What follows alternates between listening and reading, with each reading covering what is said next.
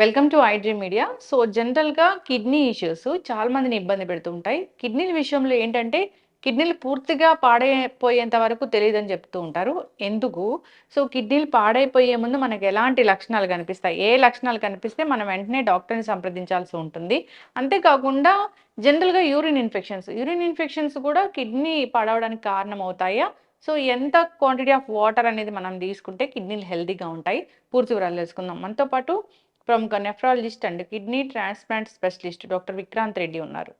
Doctor గారు నమస్తే అండి. నమస్తే అండి. డాక్టర్ గారు జనరల్‌గా కిడ్నీలు పాడైపోయేంత వరకు తెలీదంటారు. ఎందుకు? యాహ్!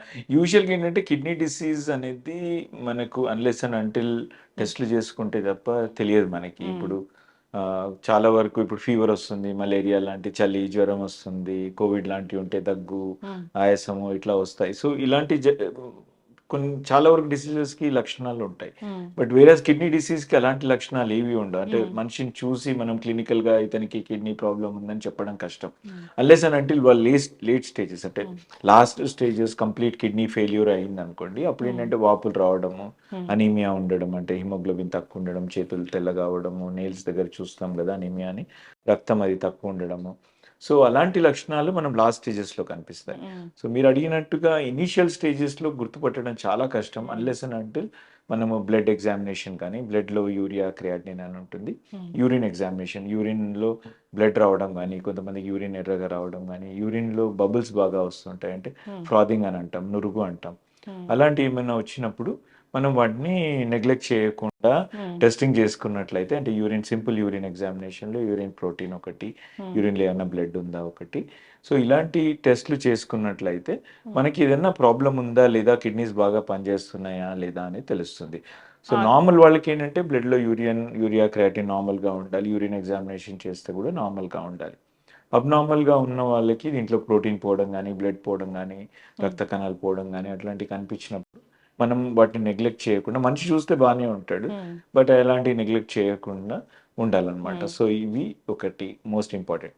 అదర్ మోస్ట్ ఇంపార్టెంట్ చాలామంది నెగ్లెక్ట్ చేసేదేంటంటే బీపీ. హ్మ్. బీపీ యూజువల్‌గా 30 ఇయర్స్, 40 ఇయర్స్ హెల్త్ చెకప్ చేసుకుంటూ ఉంటారు. వాళ్ళ ఆఫీస్‌లో గానీ, హెల్త్ చెకప్స్‌లో. కొంతమందికి ఎక్కువుంటుంది బీపీ. హ్మ్. సో, 150/110 గానీ, 160 గానీ, ఓసారి అబ్నార్మల్‌గా 180, 200 అట్లా ఉంటది. హ్మ్. సో, అలాంటి వాళ్ళు కూడా whether it is kidney related బీపీయా, కిడ్నీ నుంచి కూడా బీపీ వస్తుంది. హ్మ్. హార్ట్ నుంచి కూడా బీపీ వస్తుంది. Hmm. So, whether it is kidney రిలేటెడా, హార్ట్ రిలేటెడా అది చూసుకొని హ్మ్. వాళ్ళు డాక్టర్‌ని సంప్రదించినట్లయితే దాన్ని ఎవాల్యుయేషన్ చేయొచ్చు. ఎందుకంటే కిడ్నీ రిలేటెడ్ బీపీ కూడా ఉంటుందా డాక్టర్? మెయిన్‌గా kidney disease starts with blood pressure only. Hmm. All kidney patients will have high blood pressures okay. అన్నమాట. ఎట్లా సో, తెలుస్తుంది? అదే అందుకోసం హెల్త్ చెకప్ చేసినప్పుడు హ్మ్. పర్వాలేదులే నేను చాలామంది ఏంటంటే రీజన్స్ ఇస్తూ ఉంటారు. హ్మ్. నేను పరిగెత్తుకొనొచ్చాను, నాకు టెన్షన్‌గా ఉంది, నాకు ప్రెషర్‌గా ఉంది, అందుకోసం 150 ఉంది అట్లా. హ్మ్. అంటే యంగర్ వాళ్ళకి అంత ఉండాల్సిన అవసరం లేదు. హ్మ్. ఎంత టెన్షన్ ఉన్నా గాని. So, if there is like that then there is some underlying problem hmm. Either because of the heart issue or because of the kidney issue అనేది. హ్మ్. కిడ్నీస్ కూడా నెగ్లెక్ట్ చేయడానికి లేదు. సెకండరీ కాజెస్ ఆఫ్ హైపర్‌టెన్షన్‌లో most common problem nowadays is kidney నుంచే. Hmm. Kidney నుంచే BP వస్తుందన్నమాట. So, అది neglect చేయకుండా చూసుకున్నట్లయితే మనము కిడ్నీ డిసీజ్ నుంచి హ్మ్. సఫర్ అవ్వకుండా ఉంటాం అన్నమాట. ఇప్పుడు యూరిన్ కలరు ఎట్లా ఉంటే అది హెల్తీ అన్నట్లు? యూరిన్ కలర్ నార్మల్‌గా మనకి వైటిష్ అంటే వాటర్ నుంచి కొంచెం వాటర్‌లో కొంచెం హ్మ్. చిటికెడంత పసుపు కలిపితే ఎట్లా ఉంటుందో అట్లా కొంచెం యెల్లోయిష్ టింజ్ వస్తుందన్నమాట మనకి. అక్కడి నుంచి కొంచెం డార్క్ యెల్లో ఎప్పుడవుతుందంటే డీహైడ్రేషన్. హ్మ్. అంటే బాగా ఎండాకాలం ఉంది. సరిగ్గా వాటర్ తాగలేదు. డీహైడ్రేట్ అయ్యారు పేషెంట్. అట్లా ఉన్నప్పుడు yellow colour. So, light yellow to dark yellow వరకు వస్తుంది. దిస్ ఈజ్ నార్మల్ అండి. హ్మ్. మరీ డార్క్ యెల్లో ప్రతి ఒక్కరికి అలానే వస్తుంది డైలీ అంటే తను డీహైడ్రేట్ అవుతున్నట్టు అర్థం. ప్రతిసారి వస్తున్నట్లే. సో, ప్రతిసారి అలా వస్తుందంటే definitely he is not taking enough water. He should hmm. Consume more water. అదొకటి హ్మ్. వాళ్ళు ఎవరి జాగ్రత్తలు వాళ్ళు తీసుకోవాల్సింది. దీని నుంచి అబ్నార్మల్ అంటే brownish colour, cola coloured, hmm. Coffee coloured urine అట్లా వస్తుందంటే అది అబ్నార్మల్ అనమాట. Or red colour urine. నేను హ్మ్. ఇంతకుముందు చెప్పినట్టుగా రెడ్ కలర్ యూరిన్ అయితే definitely they hmm. Have to seek medical attention. You cannot neglect it. Hmm. ఎందుకంటే బ్లడ్ అనేది యూరిన్‌లో రాకూడదు. హ్మ్. వస్తే మంచిది కాదు. That eventually will lead to kidney failure హ్మ్. అనమాట. సో యూరిన్ స్మెల్ కూడా మ్యాటర్ అవుతుందా? యూరిన్ స్మెల్ కూడా ఎఫెక్ట్ అవ్వదు. యూరిన్ స్మెల్ బాగా వస్తుంది ఆర్ ఫాల్ స్మెల్లింగ్ అట్లా ఉందంటే మన యూరిన్ ఇన్ఫెక్షన్స్ ఏమైనా ఉన్నాయా కూడా చూసుకోవాల్సి ఉంటుంది. అంటే యూరిన్ కల్చర్ చేస్తే తెలుస్తుంది. రొటీన్ యూరిన్ ఎగ్జామినేషన్లో కూడా మనకు చాలా ఇన్ఫర్మేషన్ వస్తుంది. ఈ బ్లడ్ కానీ ప్రోటీన్స్ కానీ పసల్స్ కానీ ఇలా చాలా ఇన్ఫర్మేషన్ వస్తుంది జస్ట్ సింపుల్ యూరిన్ ఎగ్జామినేషన్లో. And nowadays urine examination ప్రతి హెల్త్ చెకప్లో they are including that. So దాంతో మనకు తెలుస్తుంది. సో ఇప్పుడు మనం అది అంటే స్మెల్ అంటే మార్నింగ్ బాగా కాన్సన్ట్రేషన్ ఉంటది. ఉంటుంది కాబట్టి కొంచెం వస్తుంది స్మెల్. దట్ ఈస్ నార్మల్ అండి. ఓకే. That is normal.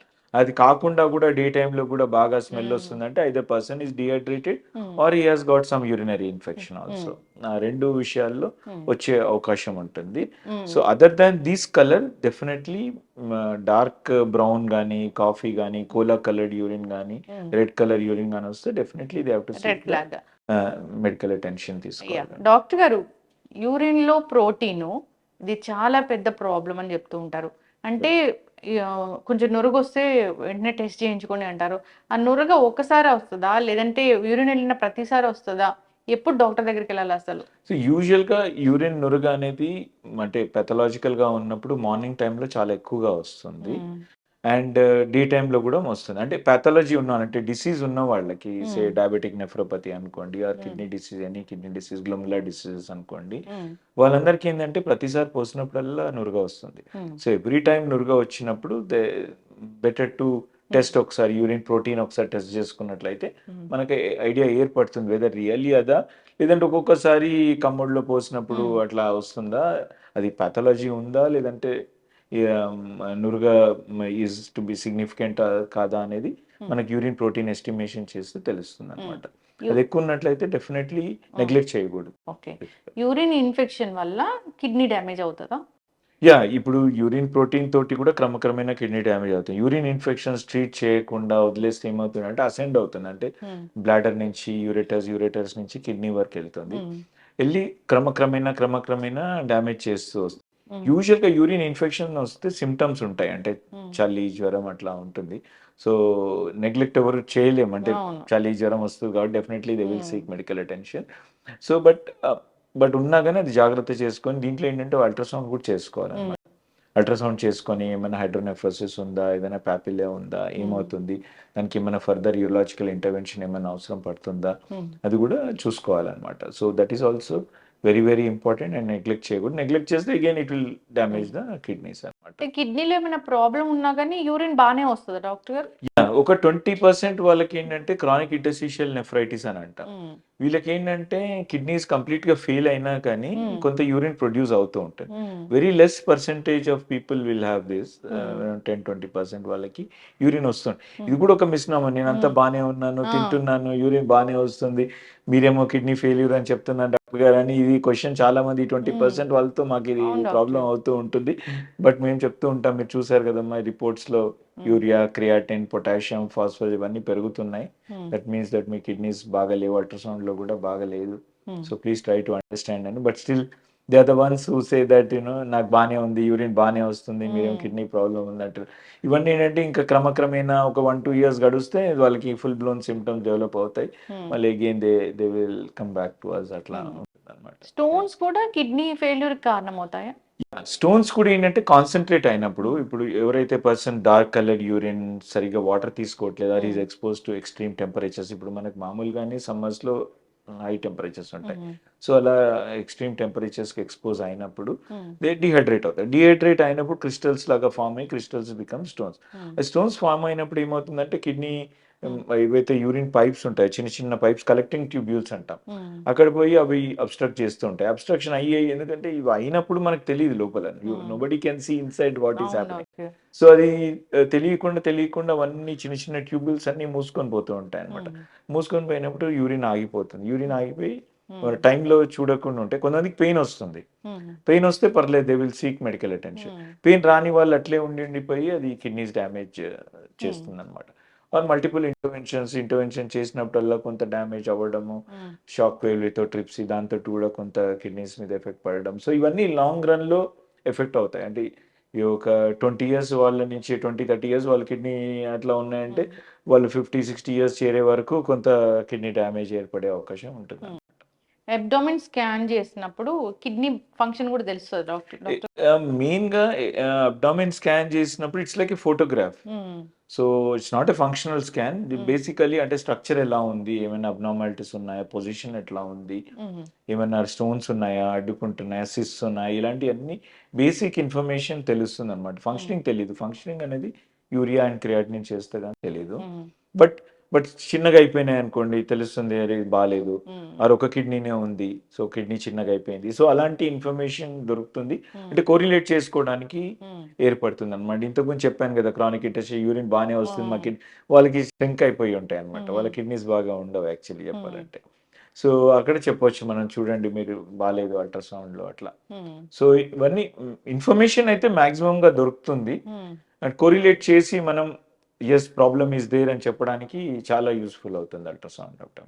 ఈ డయాబెటీస్ ఉన్న వాళ్ళలో తొందరగా కిడ్నీలు పాడైపోతాయి అంటారు, నిజమా డాక్టర్? కరెక్ట్. డయాబెటీస్ ఉన్న వాళ్ళు ఏంటంటే నెగ్లెక్ట్ చేసినట్లయితే, అంటే షుగర్ కంట్రోల్ సరిగ్గా లేనట్లయితే high sugars will lead to protein loss అనమాట. సో ప్రోటీన్ లాస్ తద్వారా will damage the kidneys. So యూజువల్గా ఏంటంటే 8 to 10 ఇయర్స్ డయాబెటీస్ ఉన్న వాళ్ళకి, 8 to 10 ఇయర్స్ పైన డయాబెటీస్ ఉన్న వాళ్ళకి స్లోగా ఈ డ్యామేజ్ అనేది స్టార్ట్ అవుతూ ఉంటుంది అనమాట. సో వాళ్ళది షుగర్ కంట్రోల్ HbA1c అంటాం, 3 months షుగర్స్, యావరేజ్ షుగర్స్ 7 ప్రాంతంలో కానీ 7 బిలో కానీ మెయింటైన్ చేసినట్లయితే ఇలాంటి వాళ్ళకి డ్యామేజ్ అవ్వకుండా ఉంటుంది. Or above 7, most of the time 10, 12, 9 అట్లా మెయింటైన్ అవుతూ ఉంటారు. సో వాళ్ళకి ఏమవుతుందంటే డెఫినెట్గా డ్యామేజ్ అయ్యి కిడ్నీ ఫెయిల్యూర్కి దారితీసే అవకాశం ఉంటుంది. So and most commonest cause మన కంట్రీలో ఈజ్ డయాబెటిక్ కిడ్నీ డిసీజ్ ఉంది. ఎక్కువ డయాబెటిస్ కిడ్నీ డిసీజే ఉంది. సో మిగతా కిడ్నీ డిసీజెస్తో పోలిస్తే డయాబెటిక్ కిడ్నీ డిసీజ్ ఎక్కువ ఉంది. సో డెఫినెట్గా వాళ్ళు కంట్రోల్ లేకపోయినట్లయితే డ్యామేజ్ అయ్యే ఛాన్సెస్ ఎక్కువగా ఉన్నాయి. ఎన్నాళ్ళకి ఒకసారి టెస్ట్ చేయించుకోవాలి వీళ్ళు? అట్లీస్ట్ వన్స్ ఇన్ 3 months అన్నా చేసుకోవాల్సి ఉంటుంది. నేను చెప్పినట్టుగా creatinine, urea, urine examination, urine protein, eye checkups ఇవన్నీ every 3 months, eye checkups every year, urine and blood test అయితే ఎవ్రీ 3 months. ఒకసారి ట్రెండ్ చూస్తాం, బాగానే ఉంది అంటే 6 monthsకి ఒకసారి ఇనిషియల్గా కూడా చేసుకోవచ్చు. బట్ సికేడి ప్రోగ్రెస్ అవుతుంది, సికేడి స్టేజ్ 3 తర్వాత వస్తున్నారంటే వాళ్ళు ఎవ్రీ 3 monthsకి ఒకసారి చెక్ చేసుకోవడం better, so that we can prevent. A disease అయినా ప్రోగ్రెస్ అవుతుంది, కానీ ఏంటంటే చెక్ చేసుకోవడం వల్ల 2-3 yearsలో జరిగేది మనం 4-5 years వరకు ఆపుకోవడానికి, ఆర్ ఇంకా ఎక్కువ కూడా పర్సన్ జాగ్రత్తగా ఉంటే ఇంకెక్కువ కూడా మనం ప్రొలాంగ్ చేసే అవకాశం ఉంటుంది. లేదంటే వీళ్ళు తొందరగా డయాలసిస్ స్టేజ్కి వస్తారు. డయాలసిస్ స్టేజ్కి వస్తే no patient wants dialysis, no family wants dialysis. అది ఎకనామిక్ బర్డెన్ అవుతుంది, వాళ్ళకి ఎకనామికల్లీ కూడా బర్డెన్ అవుతుంది. సో మనం ఈ డిసీజ్ని ప్రివెంట్ చేసుకోవడమే better rather than getting that disease. So అలా అన్నమాట. అంటే ఇప్పుడు మీరు చెప్పిన మెడికల్ టెస్టులు కాకుండా ఫిజికల్గా చూస్తే, ఒక మనిషిని చూస్తే ఈ లక్షణాలు కనిపిస్తున్నాయి, మీకు కిడ్నీ ఇష్యూ ఉంది అని చెప్పడానికి అట్లాంటి ఏం కనపడవా డాక్టర్? కష్టం. అంటే డయాబెటీస్ ఉన్న వాళ్ళకైతే రెటీనా ఒకటి చెక్ చేసుకోవాలంటే, చూపు ఏదన్నా తేడా వస్తుంది అంటే హై బీపీ వల్ల కానీ డయాబెటీస్ వల్ల కానీ కూడా చూపు ఎఫెక్ట్ అవుతుంది. సో అలాంటి వాళ్ళు కొంచెం చూపు ఎఫెక్ట్ అవుతుంది అంటే కూడా కొంచెం జాగ్రత్తగా ఉండడం better. Second thing is urine protein ఒకటి జాగ్రత్తగా ఉండి, ఫిజికల్గా అంటే అన్లెస్ అంటే ఫెయిల్యూర్ అయితే తప్ప, అంటే కిడ్నీ ఫెయిల్యూర్ అయింది అంటే తప్ప వాళ్ళకి ఏంటంటే ఎడిమా రావడం, వాపులు రావడం, ఫేస్ స్వెల్లింగ్ రావడము, అండ్ బీపీ ఎక్కువ ఉండడం, ఎప్పుడు చూసినా 180 అట్లా ఉండడము, and anaemia is also one of the common symptom అన్నమాట. ఆయాసం ఒకటి. సో ఇవి దీస్ ఆర్ ద ఆయాసం కూడా వస్తుంది. ఇవన్నీ లాస్ట్ స్టేజెస్ లో వస్తాయి. ఇనిషియల్ స్టేజెస్ లో సికేడి స్టేజ్ 3 వరకు గుర్తుపట్టడం కష్టం, only blood and urine examination తోటి గుర్తుపట్టగలం. ఆయాసం ఎందుకు వస్తుంది? ఆయాసం బికాస్ ఆఫ్ వాపు ఉండడం వల్ల వాటర్ ఎక్కువ చేరి వెయిట్ పెరగడము, తర్వాత లంగ్స్ లో వాటర్ చేరడము, ఇవన్నీ వచ్చినప్పుడు ఆయాసం వస్తుంది. అవి లేట్ స్టేజెస్ లో వస్తాయి అన్నమాట. మీరు ఒక పెద్ద డాక్టరు, అంటే ఏదైనా ఒక కిడ్నీ పేషెంట్ ఇక్కడికి వచ్చారంటే మాక్సిమం అది క్యూర్ అయి వెళ్తారు అనేంత పెద్ద పేరు ఉంది. డాక్టర్ గారు, వాటర్ తీసుకునే విషయంలో మేము ఏం తప్పులు చేయడం వల్ల ఈ కిడ్నీ ఫెయిల్ అవుతుంది, ఏం జాగ్రత్తలు తీసుకోవాలి? సో వాటర్ కాన్సెప్ట్ అనేది చాలా డిఫరెంట్గా ఉంటుంది. అంటే కిడ్నీ డిసీజ్లో ఏంటంటే ఇనీషియల్గా కిడ్నీస్ పాడవకుండా ఉండాలి, హెల్దీ ఇండివిజువల్స్ అంటే నార్మల్ ఇండివిజువల్స్ గురించి మాట్లాడదాం మనం, అంటే పేషెంట్స్ కాకుండా. సో నార్మల్ ఇండివిజువల్స్ ఏంటంటే అట్లీస్ట్ మినిమం 3 liters వరకు అన్నా డైలీ రిక్వైర్మెంట్ ఉంటుంది మనకి. సో 3 లీటర్స్ వరకు తీసుకోవాలి. సమ్మర్స్లో అయితే ఒక 500 to 1 లీటర్ ఎక్స్ట్రా పెట్టుకోవాల్సి ఉంటుంది. Basic minimum requirement for any living individual is 2.5 to 3 litres minimum తీసుకోవాలి. అంటే తీసుకోకపోయినట్లయితే ప్రాబ్లమ్స్ వచ్చేవి, అంటే కిడ్నీ ప్రాబ్లమ్స్ మనం చూసినట్టుగా స్టోన్స్ కానివ్వండి, డిహైడ్రేషన్తో యూరియా పెరగడం, క్రియాట్ ఇవన్నీ వచ్చే అవకాశం ఉంటాయి. But coming to diseases like heart disease కానీ కిడ్నీ డిసీజ్ కానీ ఏంటంటే వీటి యొక్క తత్వం ఏంటి అంటే ఫెయిల్యూర్ స్టేజ్కి వెళ్తున్నప్పుడు సాల్ట్ అండ్ వాటర్ రిటెన్షన్ చేసుకుంటాయి. హార్ట్ ఫెయిల్యూర్లో కూడా అట్లాంటిదే, కిడ్నీ ఫెయిల్యూర్లో కూడా. ఇలాంటి స్టేజెస్లో చూసినట్లయితే మనము సాల్ట్ అండ్ వాటర్ లిమిట్ చేస్తాం. అంటే usually salt around 3 grams per day and water around 1 litre per day, 1 litre per day, అంతకంటే ఎక్కువ ఇవ్వకూడదు. సో ఇవి లేట్ స్టేజెస్లో ఉంటాయి. బిట్వీన్ స్టేజెస్ అంటే normal stage to failure stage మధ్యలో ఉంటారు కొంతమంది, సికేడి ఉండి జస్ట్ స్టార్ట్ అయ్యి అట్లా ఉన్న వాళ్ళకి ఇండివిజువలైజ్ చేస్తాం. అంటే పర్సన్ టు పర్సన్కి ఎంత వాటర్ ఇవ్వాలి, ఎంత సాల్ట్ ఇంటేక్ ఇవ్వాలి, డైట్ ఎలా మెయింటైన్ చేయాలని ఇండివిజువలైజ్ చేసి చెప్తాం అనమాట. బట్ హార్ట్ ఫెయిల్యూర్ కానీ కిడ్నీ ఫెయిల్యూర్ కానీ ఒకవేళ ఆ స్టేజ్కి వచ్చినట్లయితే డెఫినెట్గా సాల్ట్ అండ్ వాటర్ రెస్ట్రిక్ట్ చేయాలన్నమాట. ఎక్కువ ఇస్తే ఆయాసం ఎక్కువ వచ్చే అవకాశం ఉంటుంది. సాల్ట్ ఎందుకు డాక్టర్ అంత పెద్ద శత్రువు? సాల్ట్ ఎందుకంటే salt tries to retain water. Already డిసీజెస్లో చెప్పాను కదా, nature of these diseases, heart disease or kidney disease, they try to retain salt and water. Already body is trying to conserve. మనం ఇంకెక్కువ తీసుకుంటే ఇంకెక్కువ రిటైన్ చేసి ఎక్కువ వాపులు వస్తాయి. సో సాల్ట్ ఎక్కడైతే ఉంటుందో అక్కడ వాటర్ చేరుతూ ఉంటుంది అనమాట. సో లంగ్స్లోకి రావడం, ఆయాసం అని ఇప్పుడు మనం అనుకున్నాం కదా, ఆయాసం వస్తే పేషెంట్ చాలా ఇబ్బంది ఫీల్ అవుతారు. సో ఆయాసం రాకుండా ఉండాలి అంటే సాల్ట్ రెస్ట్రిక్షన్ చేయాలి. Again salt increases thirst mechanism, salt increases BP also. So salt అందుకోసం మనకు శత్రువులాగా అయిపోయింది. సో థర్స్టీ కూడా ఫీల్ అవుతుంది. ఇప్పుడు పేషెంట్ మనం చెప్తాం ఇట్స్ ఈజీ టు సే 1 లీటరే తీసుకోండి, ఎలా తీసుకోగలుగుతాడు? సాల్ట్ ఎక్కువ అయిపోతే he will feel thirsty, he will consume more water. అట్లానే అన్ని కాదు లింక్ డాక్టర్ గారు. ఉన్నాయి. అవును, అట్లానే కాదు డాక్టర్ గారు, ఆయన కిడ్నీ ప్రాబ్లం వచ్చింది, మీరు కిడ్నీ కోసం 1 లీటర్ ఆఫ్ వాటర్ అన్నారు. మరి మిగతా ఆర్గాన్స్ పరిస్థితి ఏంటి వాటర్ లేకపోతే? సో ఆల్రెడీ వాళ్ళ శరీరంలో వాటర్ ఉంటుందన్నమాట. They are already positive by around 3 to 5 litres దాకా, ప్లస్ కొంతమంది 10 లీటర్స్ వరకు కూడా ప్లస్ బ్యాలెన్స్ లో మూవ్ అవుతూ ఉంటారు. So they are in excess water. వాళ్ళకే మనము రెస్ట్రిక్ట్ చేయమని చెప్తాం. నార్మల్ ఇండివిజువల్స్ కి తీసుకోమని చెప్తాం. So there is a little gap here. So confuse అవ్వకూడదు మనం. నార్మల్ ఇండివిజువల్స్ మంచిగా తీసుకోవాలి 3 to 3.5 లీటర్స్ వరకు. డిసీజ్ ఉన్న వాళ్ళు like heart disease, kidney disease, that to end stage disease గురించి మాట్లాడుతాం. మధ్యలో ఉన్న వాళ్ళకి ఇండివిజువలైజ్, కొంతమంది 2 లీటర్స్ చెప్తాం, ఎక్కువ కాదు తక్కువ కాదు, మోతాదులో తీసుకోమని చెప్తాం. కిడ్నీ వచ్చారు, కిడ్నీ ఫెయిల్ అయిందని తెలిసింది అంటే 2 కిడ్నీలు పోయినట్లేనా? అంతే. ఎప్పుడైనా మనం కిడ్నీ ఫెయిల్యూర్ గురించి మాట్లాడుతున్నాం అంటే it is always 2 kidneys. So it is never 1 single kidney. Kidney failure means 2 kidneys are not functioning నే కిడ్నీ ఫెయిల్యూర్ అని అంటాం. అట్లా 2 కిడ్నీస్ ఫెయిల్ అయిపోయి ఇంకా ఇంత టెక్నాలజీ వచ్చినా ఫెయిల్ అయిపోతున్నాయి డాక్టర్ గారు. ఇంత టెక్నాలజీ వచ్చినా గానీ డిసీజ్ కి దేర్ ఇస్ నో, అంటే అవేర్నెస్ క్రియేట్ చేస్తారు, ఇయర్లీ వన్స్ చెక్ చేసుకోమంటారు. అయినా కానీ we are seeing patients with both the kidneys fail అయ్యి వచ్చిన వాళ్ళు ఉన్నారు. ఏం చేస్తారు డాక్టర్? సో అలాంటి వాళ్ళకి ఏంటంటే సో అనీమియా మేనేజ్మెంట్ ఒకటి, తర్వాత ఈ వాటర్ మేనేజ్మెంట్ ఒకటి అవి చూసుకొని బాగా ఎక్కువగా యూరియా క్రియాటినిన్ అంటే we advise them for dialysis. Dialysis చేస్తే ఏంటంటే ఈ చెడు పదార్థాలు ఏవైతే ఉన్నాయో, ఎక్సెస్ వాటర్ కానివ్వండి, or urea, creatinine, phosphorus, potassium ఇలాంటివన్నీ కూడా డయాలసిస్ ద్వారా ఫిల్టర్ చేస్తాం. సూటబుల్ ఇండివిజువల్స్ ఉన్నారనుకోండి, యంగ్ ఇండివిజువల్స్, సూటబుల్ మిగతా ప్రాబ్లమ్స్ ఏమీ లేవు, ఓన్లీ కిడ్నీ ప్రాబ్లం అంటే వాళ్ళకి ఫిట్గా ఉన్నారంటే వాళ్ళకి ట్రాన్స్ప్లాంట్ కూడా అడ్వైస్ చేస్తాం. ట్రాన్స్ప్లాంట్ అంటే ఫ్యామిలీ వాళ్ళు ఎవరైనా డొనేట్ చేసినట్లయితే సేమ్ బ్లడ్ గ్రూప్ కలవాలి. సో డొనేట్ చేసినట్లయితే వాళ్ళకి న్యూ కిడ్నీ పెడతాం అనమాట. దాన్ని మనం ట్రాన్స్ప్లాంటేషన్ అని అంటాం. సో ఫెయిల్ అయిన వాళ్ళు డిప్రెషన్లోకి వెళ్ళకుండా, ఎందుకంటే మేము సడన్గా ఇప్పుడు మీరు అడిగినట్టుగానే వాళ్ళు కూడా సార్ బాగానే ఉన్నాం కదా, మీరేం కిడ్నీ ఫెయిల్యూర్ అంటున్నారు, డయాలసిస్ అంటున్నారు, ట్రాన్స్ప్లాంట్ అంటున్నారు, ఇదంతా మాకు అర్థం కావట్లేదు. సో అలాంటి సిచ్యుయేషన్ ఉంటుంది. So we counsel them. So మన కోఆర్డినేటర్స్ ఉంటారు, ఇప్పుడు ట్రాన్స్ప్లాంట్ కోఆర్డినేటర్స్, డయాలసిస్ కోఆర్డినేటర్స్ కూర్చొని వాళ్ళ కౌన్సిలింగ్ చేసి ఎడ్యుకేట్ చేస్తాం. ఇట్లా ఉంది మీది పరిస్థితి, ఇలా ఉంటాయి, మీరు నెగ్లెక్ట్ చేస్తే ప్రాబ్లమ్స్ పెరుగుతాయి కానీ తగ్గవు. చాలా మంది యాక్సెప్ట్ చేయరు. సో అవన్నీ వాళ్ళ కౌన్సిల్ చేసి వాళ్ళకి రిపోర్ట్స్ చూపించి ఇట్లా ఉన్నాయని కౌన్సిల్ చేసి, then we have to prepare them for dialysis.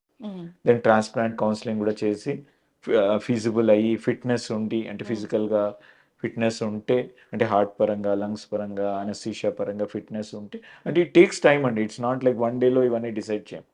At least 1 to 2 months పడుతుంది. కొంతమంది అప్పటి 3 వరకు months వాళ్ళు డయాలసిస్ డయాలసిస్ మీద చేయించుకుంటూ ఉంటే ఫిట్నెస్ ఎవాల్యుయేట్ చేసి ఉమ్. బాగానే ఉంటే then we proceed with transplantation అనమాట. వేరే వాళ్ళ కిడ్నీయే తీసుకోవాలి అంతే. Family members kidney, family members వేరే వాళ్ళదంటే మనకి లా ప్రకారం, ఇండియన్ ట్రాన్స్ప్లాంటేషన్ యాక్ట్ ప్రకారం only family members have to donate and same blood group కలవాలన్నమాట. సో అప్పుడే ఇద్దరు మనకు మంచిగానే ఉంటారు తర్వాత. తర్వాత వాళ్ళు సింగిల్ కిడ్నీ మీద ఉంటారు, వీళ్ళు కూడా సింగిల్ కిడ్నీ మీద ఉంటారు, మంచిగానే ఉంటారు. రిస్క్ ఏమి ఉండదు. రిస్క్ ఏమి ఉండదు. Yes yes. ఇప్పుడు వీళ్ళకి ఆల్రెడీ కిడ్నీ ఇష్యూ ఉంది కాబట్టి కిడ్నీ ట్రాన్స్ప్లాంట్ అయింది. ట్రాన్స్ప్లాంటేషన్ అయింది. సో ఇప్పుడు మనం అనుకున్న అనీమియా మేనేజ్మెంట్ ఇవన్నీ కూడా రివర్స్ అవుతాయి, వాపులు ఉంటే తగ్గిపోతాయి. సో అన్ని కూడా ఒక స్టడీ స్టేట్ మెయింటైన్ అవుతుంది అనమాట. కానీ ఎప్పటికీ మందులు వాడుతూనే ఉంటారు. ఎప్పటికీ మంది life long they have to take medicine. This also we do counselling అనమాట. లైఫ్ లాంగ్ మందులు వాడితేనే చేంజ్. ఎందుకంటే మందులు వాడకపోతే కిడ్నీ మళ్ళీ ఫెయిల్ అవుతుంది.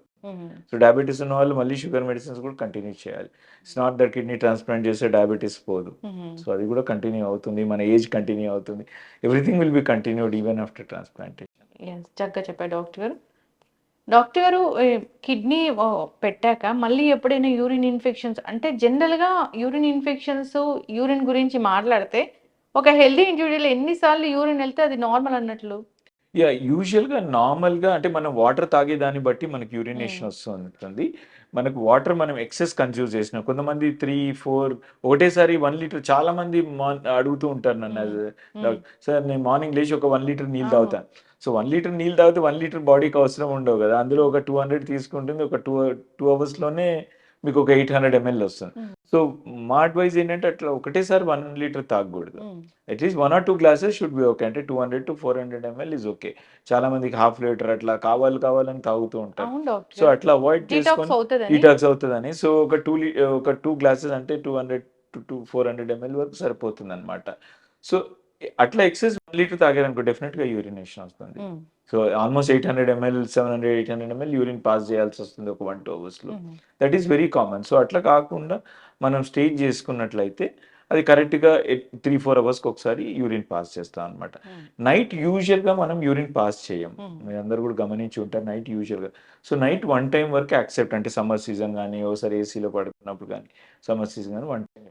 సో ఎవరైనా ఎక్కువ సార్లు నైట్ కూడా యూరిన్ చేస్తున్నారు, like day time, like 3 hours 4 hours ఒకసారి, అంటే వాళ్ళు కూడా they have to seek medical attention అనమాట. డే టైం మనం వాటర్ తాగిన దాన్ని బట్టి యూరిన్ వస్తుంది, యూజువల్గా 3 hours ఒకసారి వస్తుంది. అదే కొంతమంది 1 hourకి ఒకసారి పోవడం, 2 hours ఒకసారి పోవడం, అట్లా ఉంటే ఒకసారి డాక్టర్ గారిని సంప్రదించి ఒక అల్ట్రాసౌండ్ చేసుకొని బ్లాడర్ ఫంక్షన్ ఎట్లా ఉంది, కిడ్నీ ఫంక్షన్ ఎట్లా ఉంది చూసుకోవచ్చు అనమాట. ఓకే. సో ఇప్పుడు కిడ్నీ ట్రాన్స్ప్లాంట్ అయింది, ఏం లక్షణం కనిపిస్తే వెంటనే డాక్టర్ దగ్గరికి వెళ్ళాలి? సో మీరు ఇంతకుముందు అడిగారు, కిడ్నీ ట్రాన్స్ప్లాంట్ అయిన తర్వాత కూడా యూరిన్ ఇన్ఫెక్షన్స్ తరచుగా వస్తూ ఉంటాయి. యూరిన్ ఇన్ఫెక్షన్స్ వచ్చే అవకాశం ఉంది కిడ్నీ ట్రాన్స్ప్లాంట్ అయిన తర్వాత కూడా, బికాజ్ ఆ యూరిటర్ లెంత్ తగ్గుతుంది. సో యూరిన్ ఇన్ఫెక్షన్ రిస్క్ పెరుగుతుంది, ఎందుకంటే మందుల మీద కూడా ఉంటారు కాబట్టి. సో లైక్ మూత్రం మంట కానీ, ఫీవర్ కానీ ఇట్లాంటివి వస్తే ఇమీడియట్గా డాక్టర్ అటెన్షన్ తీసుకోవాలి. ఆర్ యూజువల్గా ఏంటంటే కిడ్నీ ట్రాన్స్ప్లాంట్ వాళ్ళకి రొటీన్ చెకప్స్ కూడా మనకి ఉంటాయి. సో ఆ రొటీన్ చెకప్స్లో కూడా డిటెక్ట్ చేస్తూ ఉంటాము. ఆర్ మిగతా లక్షణాలు సేమ్ థింగ్, బీపీ పెరగడం కానీ, వాపులు రావడం కానీ, షుగర్స్ అప్స్ అండ్ డౌన్స్ అవ్వడం కానీ, ఫీవర్ రావడం. Fever is the most important thing. Or కడుపు నొప్పి, ఆర్ గ్రాఫ్ట్ దగ్గర పెయిన్ కానీ, అంటే కిడ్నీ పెట్టిన దగ్గర పెయిన్ కానీ, అట్లాంటి ఆ యూరిన్ కలర్లో చేంజ్ అవ్వడం కానీ, అలాంటి ఏమన్నా ఉంటే డెఫినెట్గా they have to review early, అంటే ఇమీడియట్గా వస్తేనే బెటర్.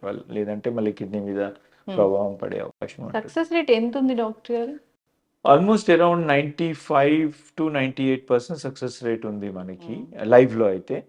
సో లైవ్ ట్రాన్స్ప్లాంట్ క్యాడవర్లో కొంచెం తక్కువ ఉంటుంది, అరౌండ్ 90 వరకు వెళ్తుంది. బట్ లైవ్ అంటే లైవ్ మనం ఎలెక్టివ్గా ఫ్యామిలీ మెంబర్స్ ఇస్తే డేట్ ఫిక్స్ చేసుకొని చేసినట్లయితే success rate 95 to 98% success rate. Artificial kidneys ఉండవా? ఆర్టిఫిషియల్ కిడ్నీస్ మీద కూడా రీసెర్చ్ జరుగుతూ ఉంది. ప్రాబ్లం ఏంటంటే ఆర్టిఫిషియల్ కిడ్నీస్, మన బ్లడ్ తత్వం ఏంటంటే బయటకు వస్తే క్లాట్ అవుతూ ఉంటుంది అనమాట మన బ్లడ్. సో ఆర్టిఫిషియల్ కిడ్నీస్ లోపల అమర్చినప్పుడు కూడా ఆ బ్లడ్ ఆ ట్యూబ్స్లోకి వెళ్ళినప్పుడు దే ఆర్ గెటింగ్ క్లాటెడ్ అనమాట. సో అవి క్లాట్ అవ్వకుండా, ఇంకా still it's in the experimental model అనమాట. సో అవన్నీ కూడా నడుస్తున్నాయి.